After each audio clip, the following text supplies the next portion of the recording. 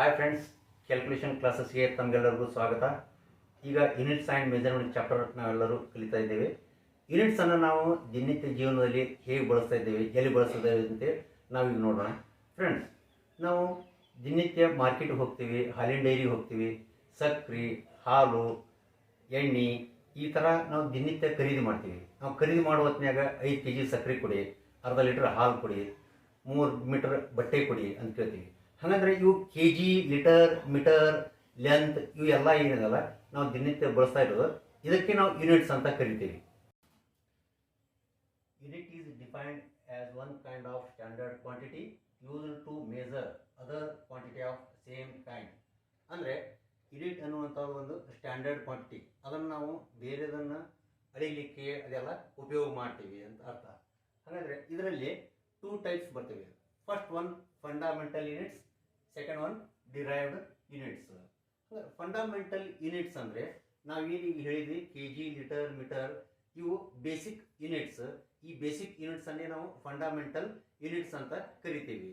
ಹಾಗಂದ್ರೆ next one derived units, second one. ಈ derived units ಅನ್ನುವಂಥದ್ದು ಐತಿ, ಫಂಡಮೆಂಟಲ್ ಯೂನಿಟ್ಸ್ ಅನ್ನು ನಾವು ಉಪಯೋಗ ಮಾಡಿ ಅದರಿಂದ ಬರುವಂಥದ್ದಕ್ಕೆ ನಾವು ಡಿರೈವ್ಡ್ ಯೂನಿಟ್ಸ್ ಅಂತ ಕರಿತೀವಿ. ಎಕ್ಸಾಂಪಲ್, ಈಗ ಮೀಟರ್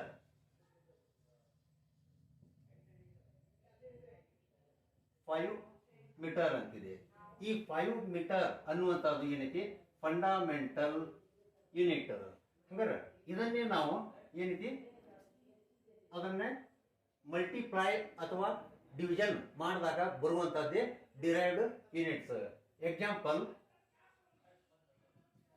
ಈಗ 5 metres into 5 meters equal to 25 square meter. ಈಗ ಒಂದು ಸೈಟ್ ಇದೆ, 30 feet ಇಂಟು 40 feet ಸೈಜ್ ಇದೆ. ಅದನ್ನ ಈಗ ನಾವು ಅದಕ್ಕೆ ಯಾವುದಕ್ಕೆ ಫಂಡಮೆಂಟಲ್ ಅಂತ ಕರಿತೀವಿ, ಯಾವುದಕ್ಕೆ ಡಿರೈವ್ಡ್ ಅಂತ ಕರಿತೀವಿ ನೋಡೋಣ. ಈಗ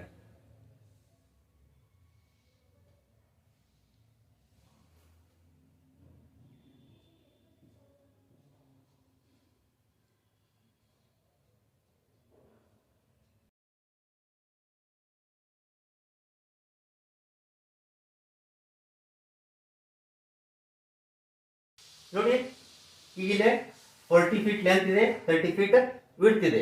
ಹಾಗಂದ್ರೆ ಈ 30 feet ಇದಕ್ಕೆ ನಾವು ಬರೀ 30 feet 40 feet ಅಂದ್ರೆ ಇದು ಫಂಡಮೆಂಟಲ್ ಯೂನಿಟ್ಸ್ ಆಗಿದೆ. ಈ 30 ಮತ್ತು 40 feet ಅನ್ನು ನಾವು ಮಲ್ಟಿಪ್ಲೈ ಮಾಡಿದಾಗ ಆ ಬರುವಂತದಕ್ಕೆ ನಾವು ಡಿರೈವ್ಡ್ ಯೂನಿಟ್ಸ್ ಅಂತ ಕರಿತೀವಿ. ಹೇಗಂದ್ರೆ ಈಗ 30 ಇಂಟು 40 1200 ಸ್ಕ್ವೇರ್ ಫೀಟ್ ಆಯಿತು. 1200 ಸ್ಕ್ವೇರ್ ಫೀಟ್ ಆಯ್ತು. ಈ ಸ್ಕ್ವೇರ್ ಫೀಟ್ ಅನ್ನುವಂಥದ್ದೇ ಡಿರೈವ್ಡ್ ಯೂನಿಟ್ಸ್. ಬರೀ ನಾವು 30 feet ಅಥವಾ 40 feet ಅಂದ್ರೆ ಅದು ಫಂಡಮೆಂಟಲ್ ಯೂನಿಟ್ಸ್ ಆಗ್ತೈತಿ.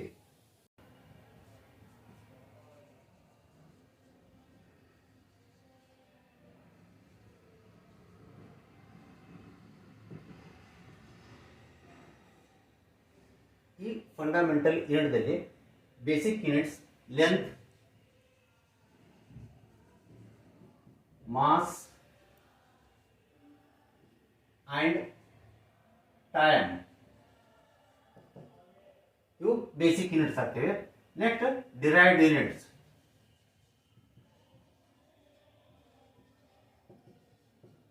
ಡಿರೈವ್ಡ್ ಯೂನಿಟ್ಸ್ ದಲ್ಲಿ ಏರಿಯಾ,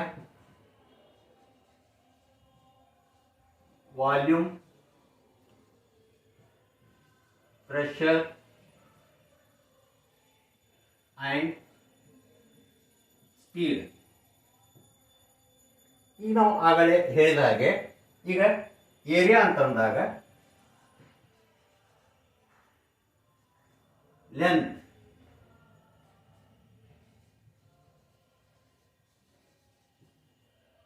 ಇಂಟು ವಿಡ್ತ್. ಅಂದ್ರೆ ನಾವು ಆಗಲೇ ಹೇಳಿದ ಹಾಗೆ 30 feet ಇಂಟು 40 feet. ಹೌದಾ? ಇದು 1200 ಸ್ಕ್ವೇರ್ ಫೀಟ್. 1200 square feet. ಈ ಸ್ಕ್ವೇರ್ ಫೀಟ್ ಡಿರೈವ್ಡ್ ಯೂನಿಟ್ಸ್. ಈ 30 ಮತ್ತು 40 ಅನ್ನುವಂಥದ್ದು ಫಂಡಮೆಂಟಲ್ ಯೂನಿಟ್ಸ್. ಈಗ ನಾವು ಮೀಟರ್ ಕಿಲೋಗ್ರಾಮ್ ಸೆಕೆಂಡ್ ಅನ್ನುವಂಥ ಒಂದು ಮೆಟ್ರಿಕ್ ಸಿಸ್ಟಮ್ ಅನ್ನು ಯೂಸ್ ಮಾಡ್ತಾ ಇದ್ದೀವಿ. ಹಾಗಾದರೆ ನಮ್ಗಿಂತ ಮೊದಲು ಅಂದರೆ ನಮ್ಮ ಹಿರಿಯರು ಅಥವಾ ಫ್ರೆಂಚರು ಬ್ರಿಟಿಷರು ಏನು ಯೂಸ್ ಮಾಡ್ತಾ ಇದ್ರು ಅನ್ನುವಂಥದ್ದನ್ನು ಈಗ ನೋಡೋಣ. ಇಲ್ಲಿ ನೋಡಿ, system of units. First one British system, second one French system or metric system, third one another metric system. ಅಂದರೆ ನಾವು ಯೂಸ್ ಮಾಡುತ್ತಿರುವಂಥದ್ದು MKS ಸಿಸ್ಟಮ್. ಹಾಗಾದ್ರೆ ಬ್ರಿಟಿಷ್ ಸಿಸ್ಟಮ್ದವರು ಏನು ಯೂಸ್ ಮಾಡ್ತಾ ಇದ್ರು ಅಂದರೆ FPS ಅಂದರೆ foot pound second. French system ಅಥವಾ ಮೆಟ್ರಿಕ್ ಸಿಸ್ಟಮ್, ಆ ಮೆಟ್ರಿಕ್ ಸಿಸ್ಟಮ್ನಲ್ಲಿ CGS, ಸಿ ಅಂದರೆ ಸೆಂಟಿಮೀಟರ್, ಜಿ ಅಂದರೆ ಗ್ರಾಮ್, ಎಸ್ ಅಂದರೆ ಸೆಕೆಂಡ್. ಹೌದಾ? ನಾವು ಅನದರ್ ಮೆಟ್ರಿಕ್ ಸಿಸ್ಟಮ್ ನಾವು ಯೂಸ್ ಮಾಡ್ತಾ ಇರೋದು ಮೀಟರ್ ಕಿಲೋಗ್ರಾಮ್ ಸೆಕೆಂಡ್ ಅಂದರೆ MKS. 1971ರಲ್ಲಿ ಇಂಟರ್ನ್ಯಾಷನಲ್ ಕಮಿಟಿಯವರು ಈ ಬೇಸಿಕ್ ಯೂನಿಟ್ಸ್ ಅನ್ನ ಅಥವಾ ಫಂಡಮೆಂಟಲ್ ಯೂನಿಟ್ಸ್ ಅನ್ನ ಅಂದರೆ length, mass, time, kelvin, ampere ಇವನ್ನೆಲ್ಲ ತೆಗೆದುಕೊಂಡು ಸಿಸ್ಟಮ್ ಆಫ್ ಇಂಟರ್ನ್ಯಾಷನಲ್ ಅಂತೇಳಿ ಮಾಡಿದರು, ಅಥವಾ ಅದಕ್ಕೆ SI ಸಿಸ್ಟಮ್ ಅಂತೇಳಿ ಕರೆದರು. ಈ ಚಾಪ್ಟರ್ನಲ್ಲಿ ಬರುವಂಥ 3 ಇಂಪಾರ್ಟೆಂಟ್ ಪಾಯಿಂಟ್ಸ್ಗಳನ್ನು ಹೇಳ್ತೀನಿ, ಲಕ್ಷ್ಯ ಕೊಟ್ಟು ನೋಡಿ. ಈಗ ಹುಡುಗ ಅಥವಾ ಹುಡುಗರು ಅನ್ನಲಿಕ್ಕೆ ನಾವು ಬಾಯ್ಸ್ ಅಂತ ಕರಿತೀವಿ. ಆದರೆ ಈ ಯೂನಿಟ್ಸ್ ಚಾಪ್ಟರ್ದಲ್ಲಿ ಆ ಥರ ಬರಲಿಕ್ಕೆ ಆಗಲ್ಲ. ಉದಾಹರಣೆಗೆ 10 ಸೆಂಟಿಮೀಟರ್ಸ್, ಇದು ರಾಂಗ್, ಅಂದರೆ ಎಸ್ ಬರಲ್ಲ ಇಲ್ಲಿ. 10 ಸೆಂಟಿಮೀಟರ್ ಕರೆಕ್ಟ್. ಅಂದರೆ 10 ಸೆಂಟಿಮೀಟರ್, ನೀವು 10 ಸೆಂಟಿಮೀಟರ್ ಇರಲಿ, 40 ಸೆಂಟಿಮೀಟರ್ ಇರಲಿ, 70 ಸೆಂಟಿಮೀಟರ್ ಇರಲಿ, ಅದನ್ನ ಸೆಂಟಿಮೀಟರ್ ಅಂತಾನೆ ನಾವು ಬರೀಬೇಕಾಗ್ತದೆ. ಸೆಂಟಿಮೀಟರ್ಸ್ ಅಂತ ಬರೆದ್ರೆ ಅದು ಕಂಪ್ಲೀಟ್ ರಾಂಗ್ ಆಗತ್ತೆ. ನಾವು ಯಾವುದೇ ಯೂನಿಟ್ ಅನ್ನ ಬರೆದಾಗ ಅದಕ್ಕೆ ಯಾವಾಗಲೂ ಫುಲ್ ಪಾಯಿಂಟ್ ಅಂತ ಕೊಡಬಾರ್ದು. ಎಕ್ಸಾಂಪಲ್, ಈಗ 3 ಮೀಟರ್ ಅಂತಿದೆ, ಇದಕ್ಕೆ ನೀವು ಫುಲ್ ಪಾಯಿಂಟ್ ಕೊಟ್ರೆ ಅಂದ್ರೆ ಇದು ರಾಂಗ್ ಆಗತ್ತೆ. ಬರೀ 3 ಮೀಟರ್ಸ್, 3 ಮೀಟರ್ ಇದು ಕರೆಕ್ಟ್. ಹೌದಾ? 5 kgs ಅಂತಂದ್ರೆ ಇದು ಕಂಪ್ಲೀಟ್ ರಾಂಗ್.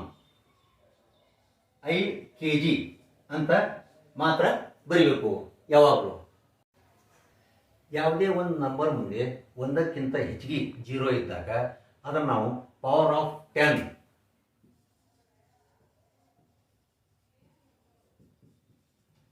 ಅಂತ ಕರಿತೀವಿ. ಉದಾಹರಣೆಗೆ 25,000 25,000 ಇದೆ ಅಂತ. ಇದನ್ನು ನಾವು ಯಾವ ಥರ ಬರೀಬೇಕು? 25 into 10 to the power of 3 ಅಂದರೆ 10ಅನ್ನ 3 ಸತಿ ಗುಣಿಸಿದಾಗ ಅದು 1000 ಆಗ್ತೈತಿ. ಅವಾಗ 1000 ಇಂಟು 25,000. ಇದನ್ನೇ ನಾವು 25,000ನ್ನ 25 into 10 to the power of 3 ಅಂತ ಬರ್ತೀವಿ. ಅಥವಾ 23,400 ಇತ್ತಂದ್ರೆ 234 into 10 to the power of 2 ಅಂದರೆ 10 ಟು ದಿ ಪವರ್ ಆಫ್ 2 ಅಂತಾರೆ. 10 ಇಂಟು 10 ಈಕ್ವಲ್ ಟು 100. ಈಗ ಮ್ಯಾಟ್ರಿಕ್ ಸಿಸ್ಟಮ್ದಲ್ಲಿ ಅಂದರೆ MKS ಸಿಸ್ಟಮ್ದಲ್ಲಿ ಟೇಬಲ್ ಫಾರ್ ಲೆಂತ್ ಏನಿದೆ ಅಂತ ನೋಡೋಣ. ಅಂದರೆ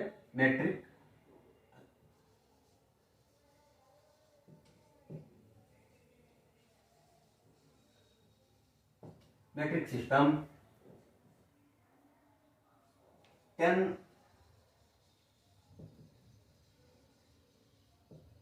millimeter equal to 1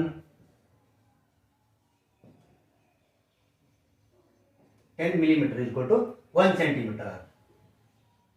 ಈಗ ಇದೇ ಸೆಂಟಿಮೀಟರ್ ರಿವರ್ಸ್ ಇಲ್ಲಿ ಬರುತ್ತೆ. 10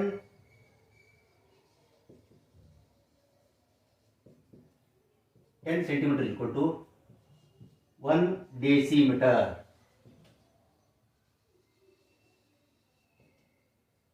ಹೊಳ್ಳಿ ಈ ಡೆಸಿಮೀಟರ್ ಇಲ್ಲಿ ಬರುತ್ತೆ. 10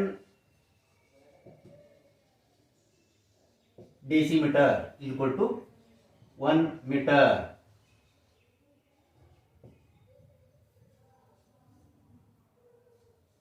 10 meter is equal to 1 decameter.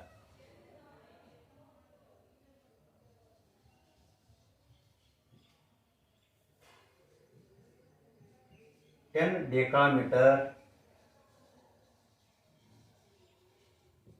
is equal to 1 hectometer. Last one, 10 hectometer equal to 1 kilometer.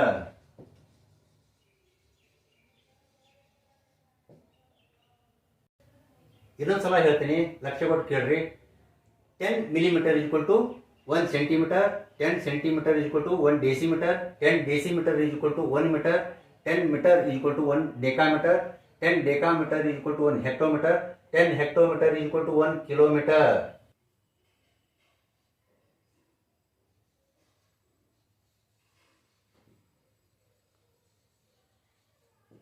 One millimeter is equal to 1000 micron. 1000 mm or 100 centimeter is equal to 1 meter. 1000 meter is equal to 1 kilometer.